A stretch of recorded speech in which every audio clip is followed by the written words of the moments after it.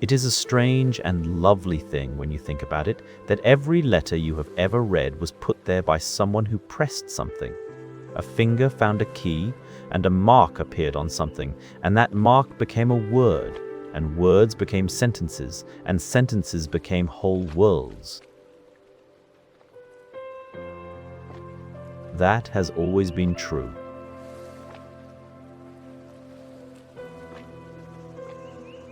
But the way it happened, the beautiful, mechanical, wonderfully complicated way it happened, that has changed quite a lot over the years. And once upon a time, not so very long ago,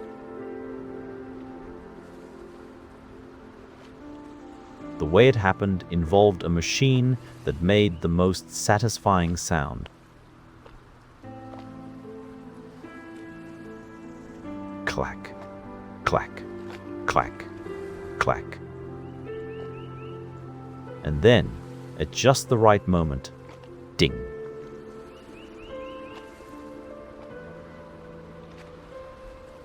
That sound was the typewriter.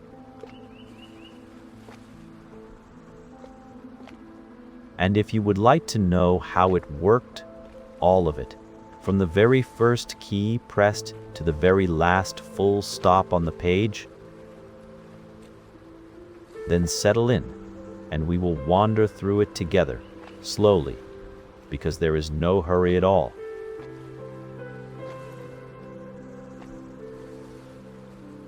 Let us begin by imagining the machine itself.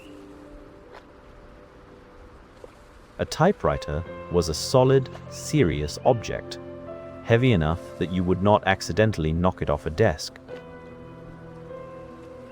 It was made mostly of metal, with little round keys arranged in rows across the front, like a very well-organized collection of tiny buttons.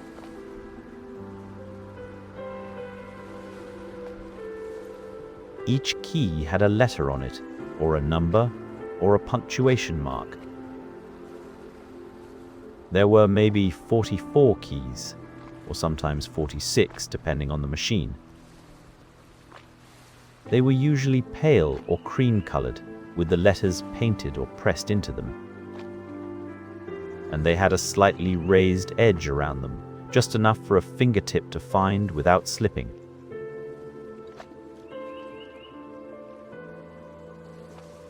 The keys sat on a curved slope, a bit like steps going up from you toward the back of the machine. The top rows were a little further away, the bottom row closest. And in front of all those keys, if you looked down, you would see a bar that ran all the way across the machine. A long metal bar that you could press with your thumbs, and that would add a space between your words.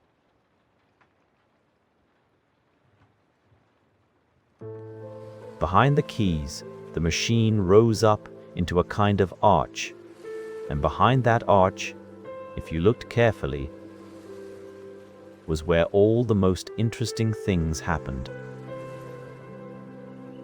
Now here is the part that takes a moment to picture, but once you have it, it is quite wonderful.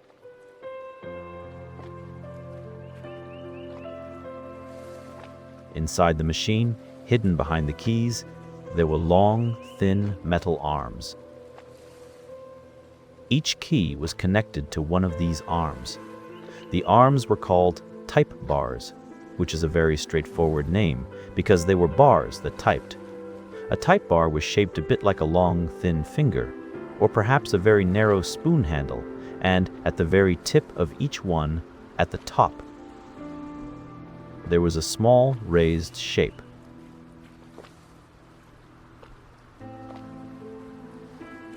A letter, pressed into the metal in reverse, the way a stamp is made backwards so that the thing it prints comes out the right way around. These type bars were arranged in a fan shape, all curving inward toward one central point. Imagine a lot of spokes on a wheel, all pointing toward the middle.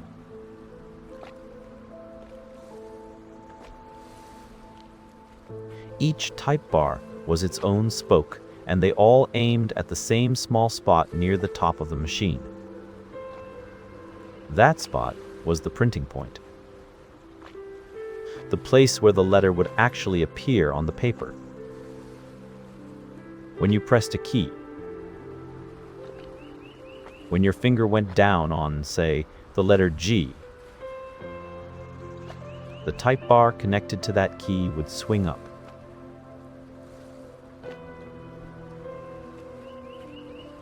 It would arc through the air in a fast, smooth movement, swinging up from wherever it was resting and arriving at that central printing point with a firm, definite clack. And then it would swing back down again, back to its resting position, ready to go again. That is what that sound was. That was the clack.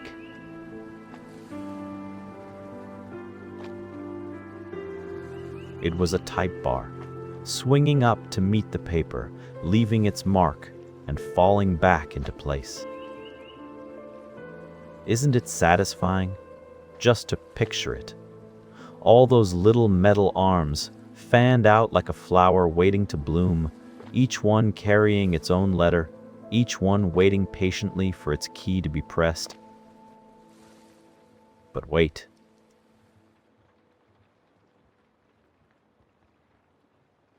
We have skipped something important. We have not talked about how the letter actually got onto the page. The type bar swung up, yes, and it arrived at the printing point. But between the tip of the type bar and the paper, there was one more thing. Something rather clever.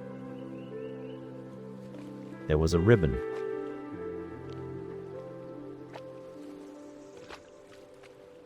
The typewriter ribbon was a long, thin strip of fabric. Cloth, really, like a very narrow strip of the kind of material you might find in a piece of clothing. And this fabric had been soaked very thoroughly in ink.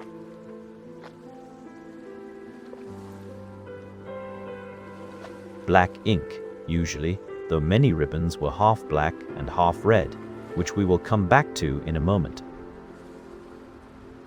This ribbon was wound onto two small spools, one on each side of the machine, and it stretched between them across the printing point, like a very small washing line hung between two posts.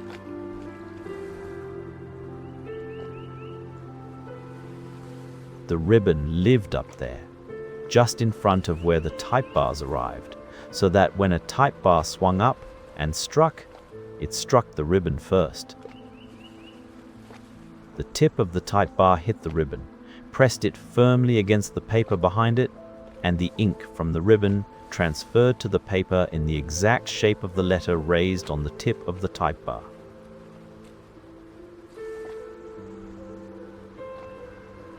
Then the type bar fell back.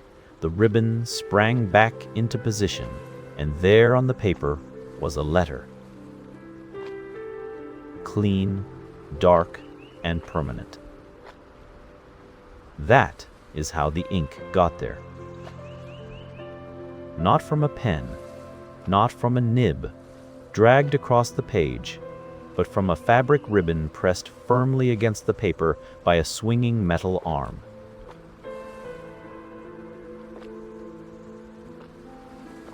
And as you typed, the ribbon would very slowly move, a tiny click sideways with each keystroke, winding itself from one spool to the other, so that fresh, inky fabric was always sitting at the printing point, ready to give up a little of its ink to the next letter.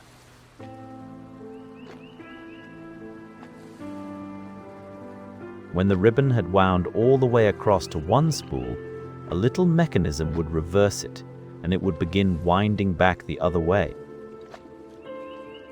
A typewriter ribbon could be used for quite a long time before the ink started to fade and a new one was needed. Now, about those half-black, half-red ribbons.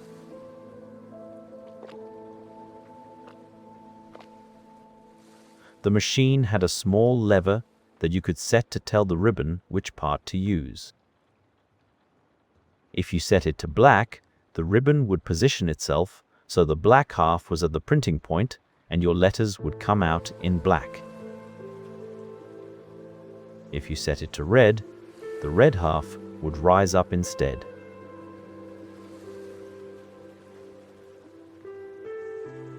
Some people use this for headings, or for underlining important figures in a letter, or simply because red looked rather striking on a page. You could switch back and forth whenever you liked, just by moving the lever. Red and black. 2 colors, 1 ribbon. Rather elegant. We should talk about the paper.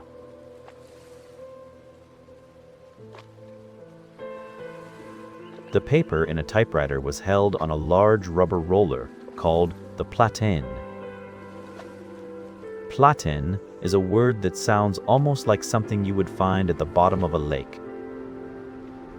Platine. Deep and round and smooth.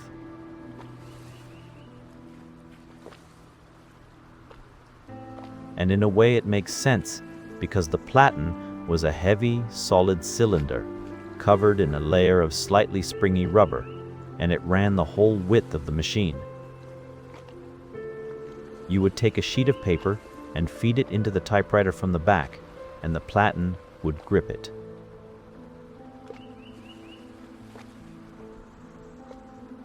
You would turn a knob on the side of the machine, a satisfyingly smooth knob that turned the platen, and the paper would roll forward into position, curving up over the top of the platen and down the front where you could see it.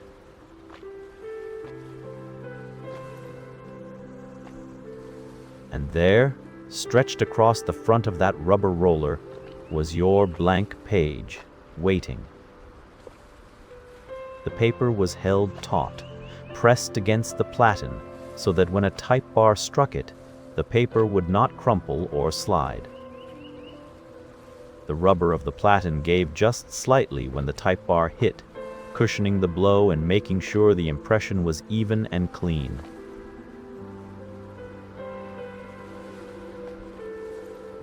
The paper would press in a tiny, tiny amount, just enough for the ink to transfer properly, and then spring back flat again. When you had finished one line and wanted to move to the next, you would turn that knob a little. Or sometimes there was a lever you would push, and the paper would advance up by one line.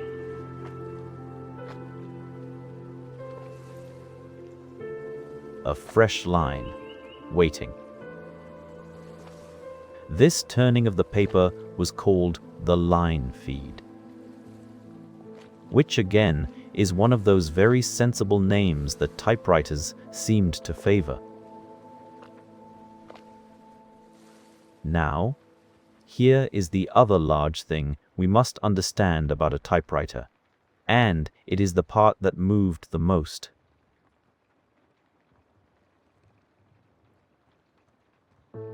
The platen, that big rubber roller holding the paper, did not stay still while you typed. It could not. Because each letter you typed had to appear slightly to the right of the last one, otherwise all your words would stack up on top of each other in one dark, illegible spot.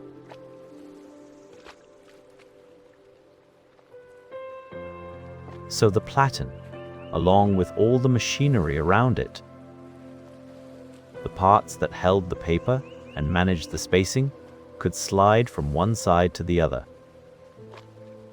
This whole assembly was called the carriage. And the carriage moved. When you typed the first letter of a word, the carriage was over on the right.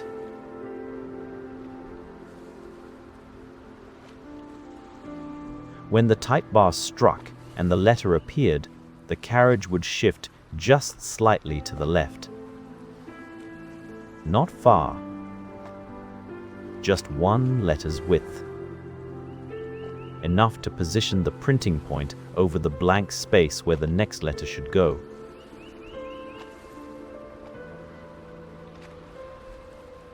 And so,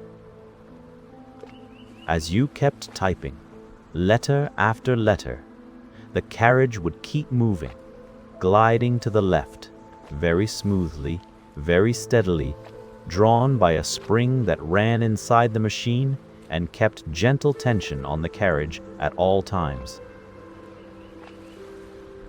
That spring was always pulling, always ready to move the carriage one small step further to the left.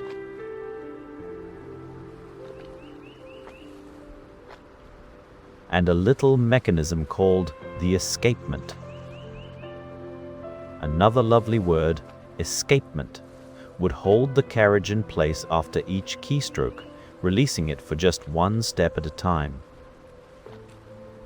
Click. Click. Click. One step per letter. You could hear it if you listened.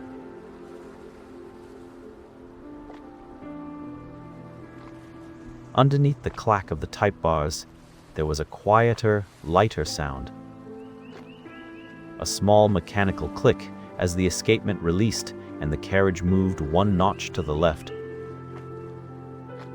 And then there was the bell. Oh, the bell.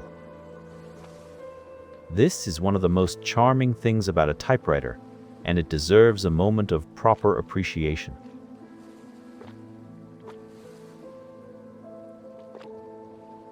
As the carriage slid to the left, letter by letter, it would eventually approach the end of the line. And because a typewriter had no automatic way of knowing how long your line was going to be, it could not predict where you wanted to stop. It needed to warn you.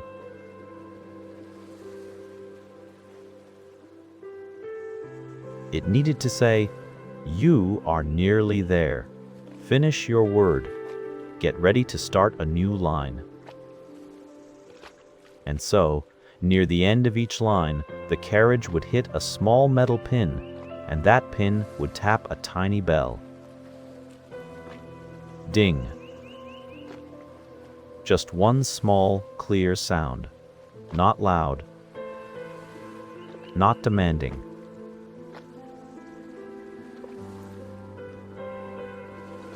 Just a gentle little ding, like the quietest possible door chime saying, "You are running out of room on this line." Perhaps now would be a good time to wrap up your current word. The typist would hear the ding. Still in the middle of a word, perhaps finish that word, and then reach up with one hand and push a long lever that ran along the front of the carriage.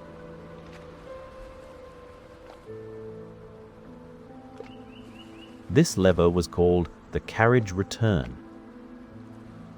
And when you pushed it, two things happened at once. The carriage would swing all the way back to the right, back to the beginning of the line, with a smooth, satisfying sweep.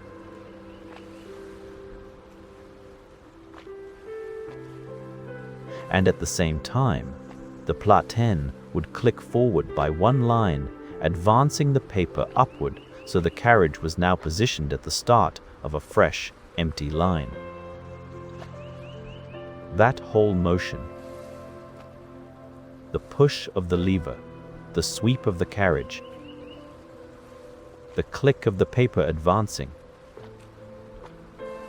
made a sound rather like someone drawing a small curtain aside.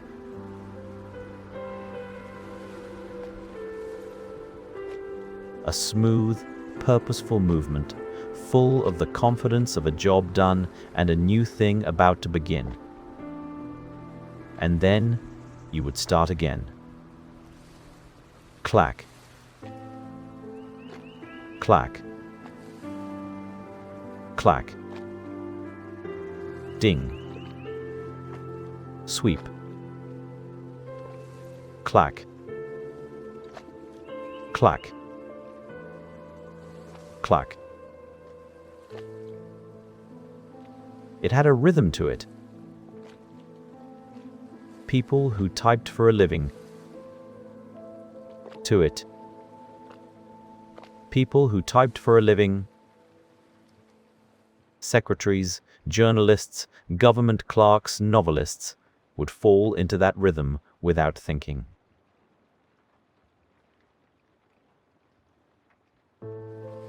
The clack and the ding and the sweep became like breathing. Something they did without noticing, their fingers finding the keys, the way fingers find familiar things in the dark. There is something we ought to mention about the letters themselves and where they sit on the keyboard.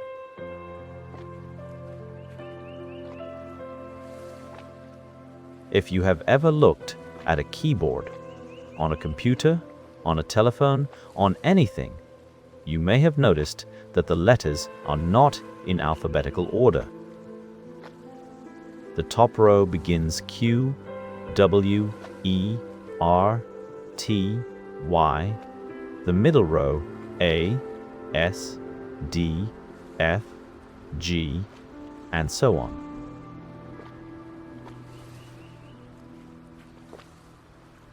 This arrangement has a name.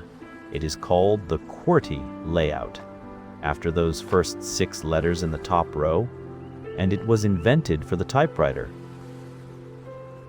The earliest typewriters had their letters arranged differently.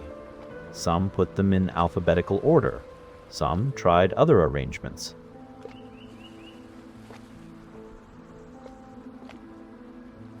And the problem with some of those early layouts was that certain common letters ended up next to each other on the type bar fan. When 2 adjacent type bars swung up at almost the same moment, one right after the other, they could sometimes collide in mid-air and get stuck together.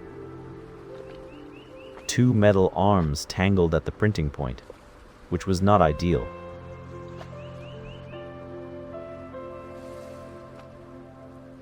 So the people who designed the typewriter rearranged the letters. They put the most commonly used letters in convenient positions for the fingers, but they also thought carefully about which letters often appeared together in English words, and made sure the type bars for those letters were not right next to each other inside the machine.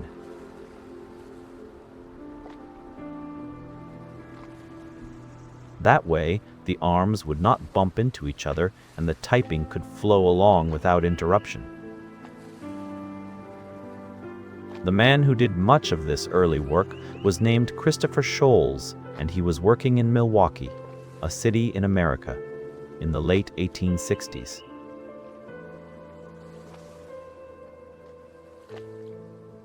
He worked on his typewriter designs for several years, making small adjustments, testing, rearranging. And the keyboard layout he settled on became the QWERTY layout, which is still the layout used on almost every keyboard in the world today, more than 150 years later. Is that not remarkable?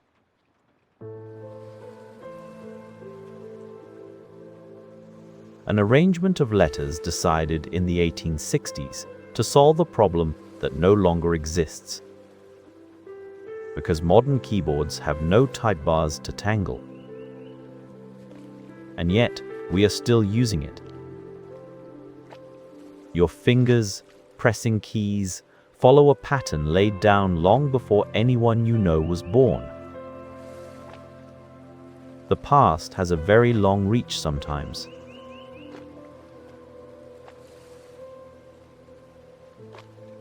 The capital letters deserve a mention. If you looked at a typewriter key, you would see only one letter on it. Not a big version and a small version, the way modern keys have a capital and a lowercase. Just one character. And yet, typewriters could certainly produce both capital and lowercase letters. How? The answer was the Shift key.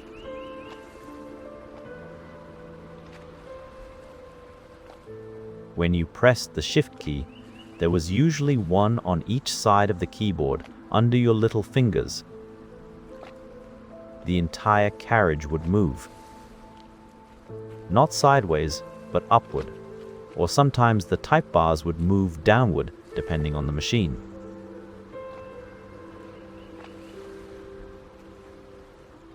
Either way, the relationship between the type bar tips and the printing point would change, so that a different part of each type bar was striking the ribbon.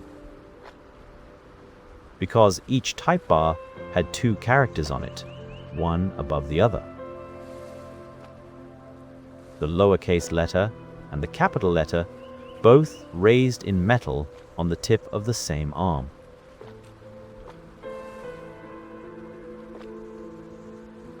Pressing the Shift key was like lifting the whole machine slightly, shifting it so the upper character would be the one that hit. When you let go of the Shift key, it would drop back, and the lowercase character would be at the printing point again. Shift. That was the word.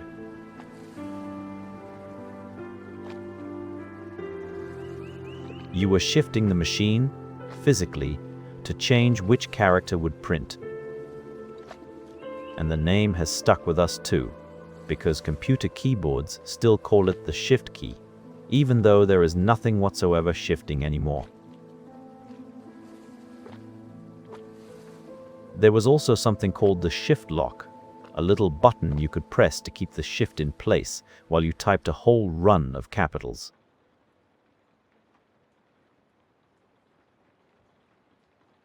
Useful for titles, for shouting on paper, for filling in forms. And when you wanted to go back to lowercase, you would press the Shift lock again and feel it click out of position. All of this, the carriage shifting, the type bars swinging, the escapement clicking, the spring pulling, the ribbon advancing, was happening every time you pressed a key.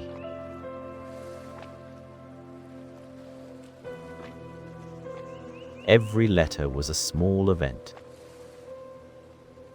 A series of coordinated mechanical actions, all working together, all the result of one finger pressing one small round button. It is, when you slow down to think about it, quite extraordinarily well thought out.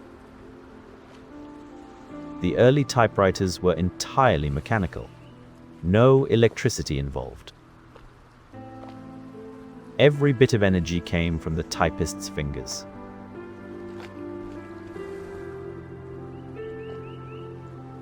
You had to press the keys firmly enough to send the type bar swinging with enough force to make a clean impression through the ribbon onto the paper.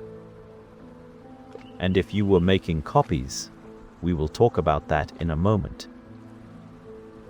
you needed to press harder still.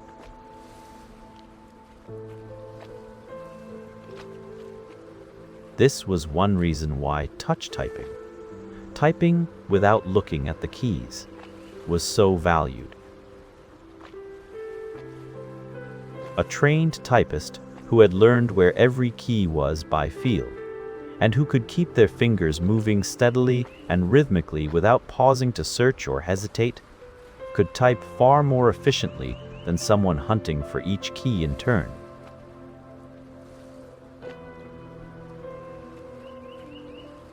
Training schools for typists were common. Young people would learn to type as a proper skill, spending weeks and months practicing, first on practice sheets, then on actual machines, building up speed until their fingers could find the letters without thought. A fast typist could type perhaps 80 or 90 words per minute.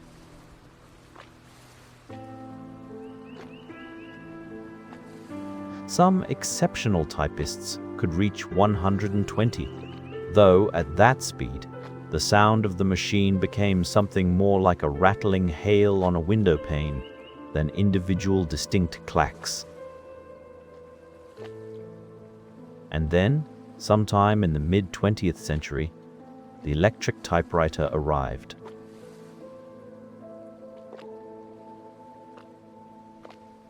The electric typewriter looked much the same as its mechanical cousin, and it worked on largely the same principles. But it had a motor inside. And the motor meant that the typist no longer had to supply all the force themselves.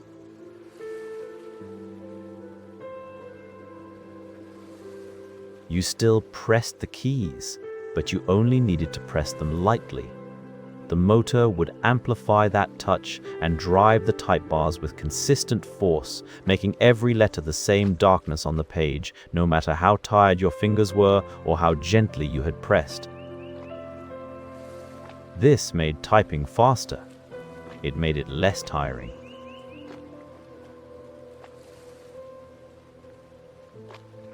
It made the result more even and professional looking.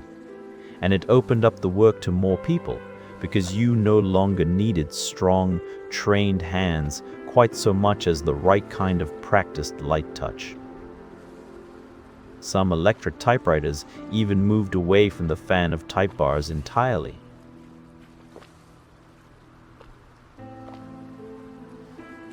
One very clever design, a machine called the Selectric, which appeared in 1961, put all the letters not on separate type bars, but on a single ball. A small metal sphere, about the size of a golf ball, covered in all the letters and characters in raised relief.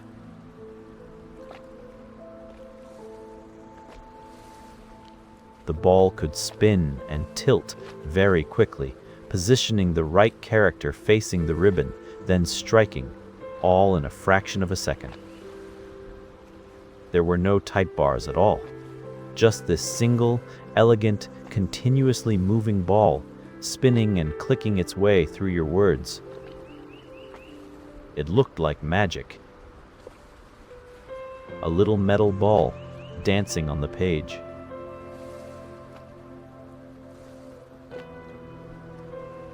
Now, about making copies. There were no photocopiers in the early typewriter era. If you needed 2 copies of a letter, one to send, one to keep, you had to type the letter twice. Or you had to do something rather clever. You would take a sheet of paper, very thin, almost see-through.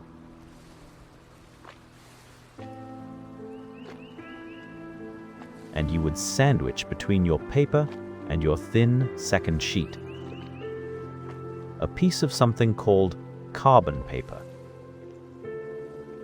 Carbon paper was a sheet coated on one side with a thin layer of dark, waxy carbon ink.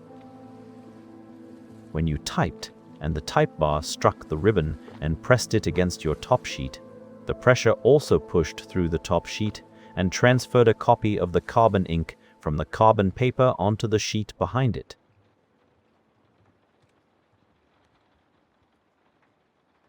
The result was an impression of your letter on the second sheet. A little fainter, a little smudgier than the original, but readable and usable. A carbon copy.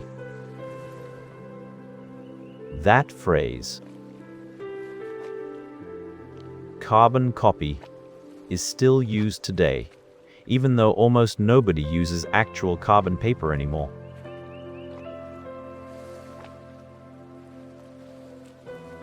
When you receive an email with other people copied in, the CC field stands for carbon copy. a piece of typewriter technology living on in the language even after the typewriters themselves are mostly gone. You could, with a good firm press, make several copies at once.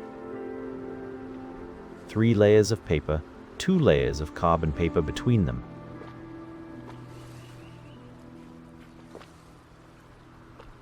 The 3rd copy would be faint, the 4th would be very faint indeed, and a 5th would barely show at all. But 3 or 4 copies was usually enough for whatever record keeping needed to be done. And then there were mistakes. A typewriter could not undo. There was no delete key, no backspace that made letters disappear.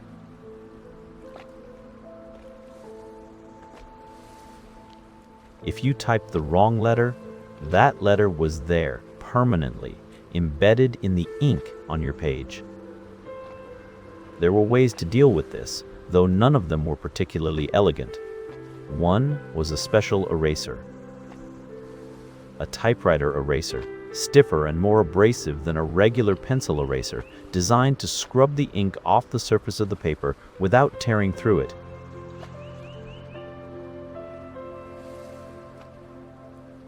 You would use this with great care, and even then, sometimes you could see where the paper had been rubbed too hard, a thin or slightly roughened patch that gave away the mistake even after it was corrected. Another method was correction fluid, a small bottle of white liquid, very opaque, applied with a tiny brush to cover the error.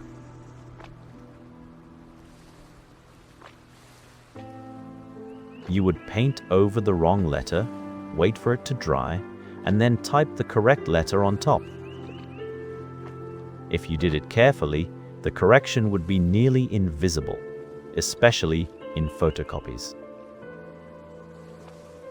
The most famous brand of this white liquid was called liquid paper, invented in the 1950s by a woman named Bet Nesmith Graham, who had been a typist herself and was rather tired of making mistakes look untidy.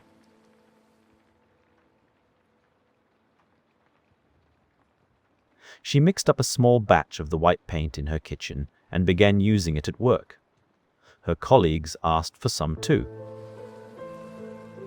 Eventually, she sold the idea to a large company for a great deal of money, and for decades afterward, little white bottles of correction fluid sat on desks beside typewriters all over the world.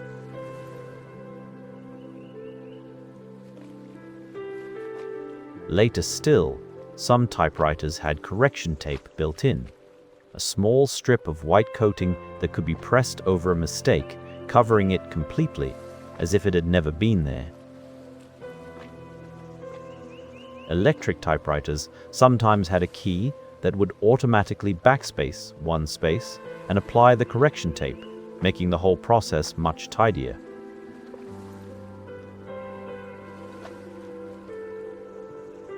But the underlying truth remained. On a typewriter, you really did not want to make mistakes, and people became very careful in their thinking before they began to type. They would often write a first version by hand, correct it on the page, and only then sit down at the typewriter to produce the final copy.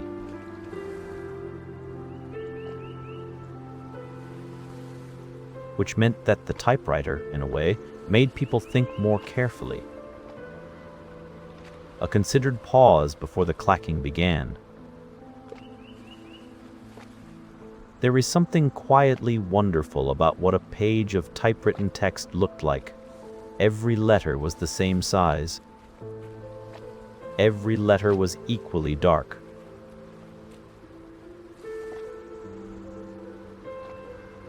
Each one sat in its own little space, perfectly spaced from the one beside it, like a row of small soldiers standing at even intervals. There were no letters that leaned or stretched or shrank, the way handwriting does. The text had a kind of order to it, an even regularity that handwriting never quite achieves.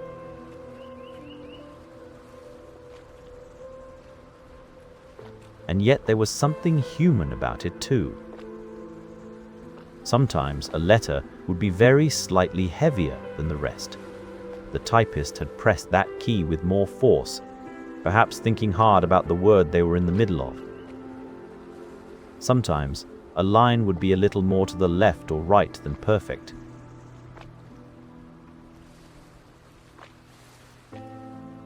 The paper itself, the real paper, was present in a way that a screen is not. You could run your finger across a typewritten page and feel the slight impression in the paper where each type bar had struck. Each letter was not just a mark. It was a small physical event pressed into the fibers of the page.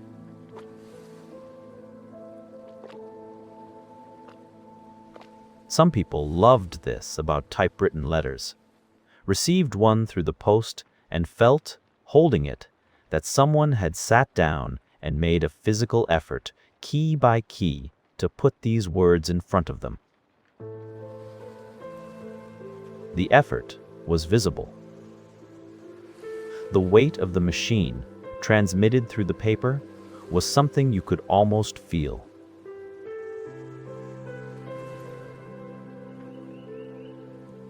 Offices full of typewriters had a sound that was entirely their own. Many people typing at once, each at their own machine.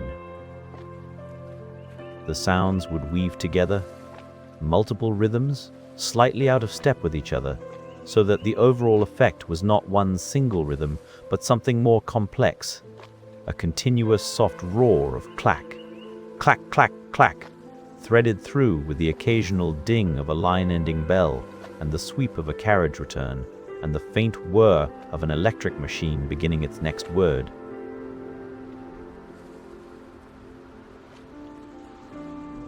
Visitors to busy typing pools, rooms where many typists worked together.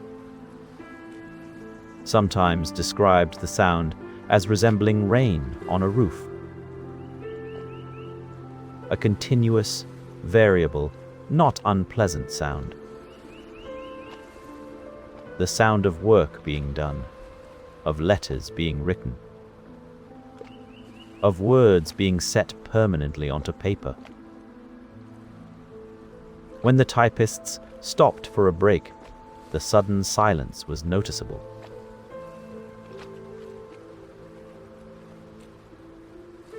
A whole texture of sound disappearing at once, leaving the room oddly bare. Typewriters began to give way, slowly and then all at once, to computers in the 1980s and 1990s. Word processors, first large machines, then desktop computers, then laptops, could store your words before printing them, could let you go back and change anything, could move whole paragraphs from one place to another without retyping a single word.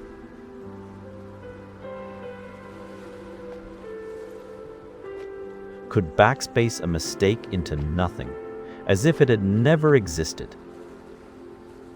The typewriter's great weakness, its permanence, its inability to forget, became something the new machines did not have to share. And so the typewriters came off the desks.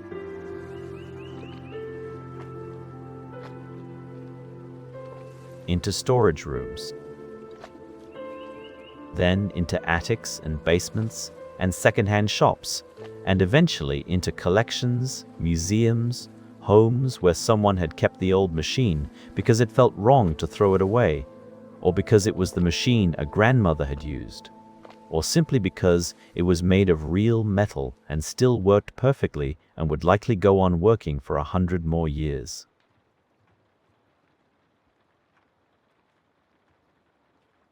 They are still out there, quiet, patient, heavy. Their carriages in the home position, their ribbons slightly dried out, their keys waiting for a finger to press them. And if you did press one, if you sat down at an old typewriter and put a piece of paper into it and set the platen and turned the knob to feed the paper into place and pressed a key, the type bar would still swing.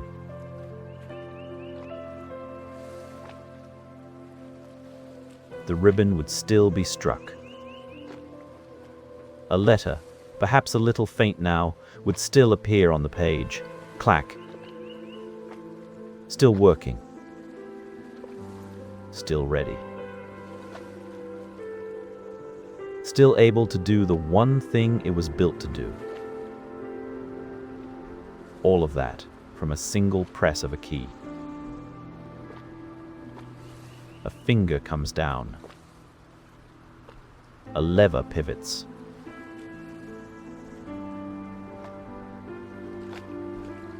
A type bar swings up through the air in a smooth arc. It finds the ribbon, presses it firmly against the paper, leaves its letter there. Just a shadow of ink, really, but permanent and clear and exactly where it should be. The type bar falls back. The escapement releases. The spring moves the carriage one small step.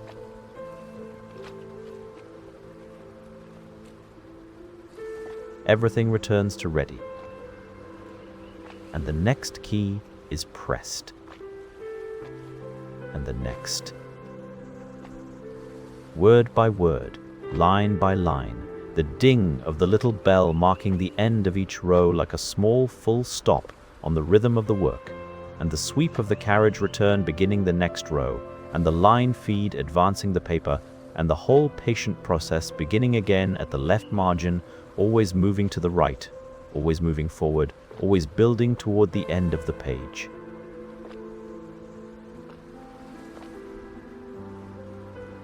It is a slow kind of magic, really, a very mechanical, very deliberate, very physical kind of magic. Nothing invisible about it, nothing digital or hidden, the whole process happening right in front of you, if you knew where to look. Every part doing its small job reliably, in sequence, exactly as it was designed to do.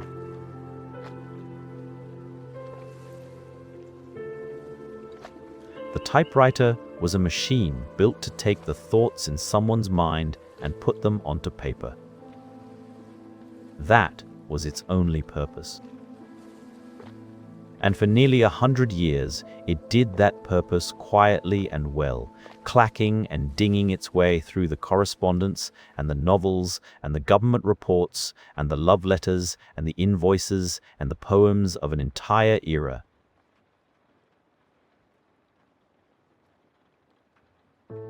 All those words, all those letters, all those type bars swinging, all that patient, rhythmic, gentle work.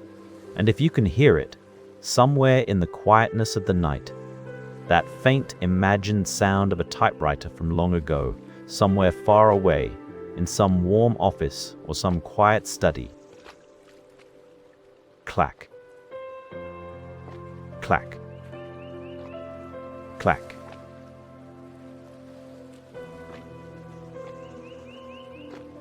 Then you are hearing something real, even if you cannot quite place it. You are hearing the sound of someone putting words on paper. Someone who sat down, fed in a fresh sheet, turned the knob to position it just right, placed their fingers on the keys, and began. Not in a hurry. Not rushing.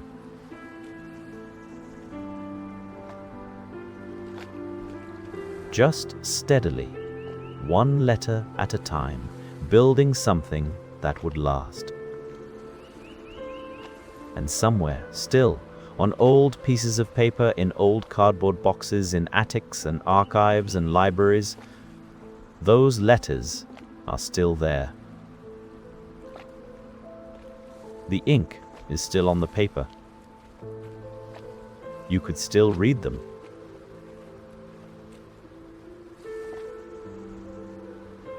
The words, placed there by a machine that is quiet now, have outlasted the sound that made them. Clack. Ding. The carriage returns to the beginning of the line, and all is still.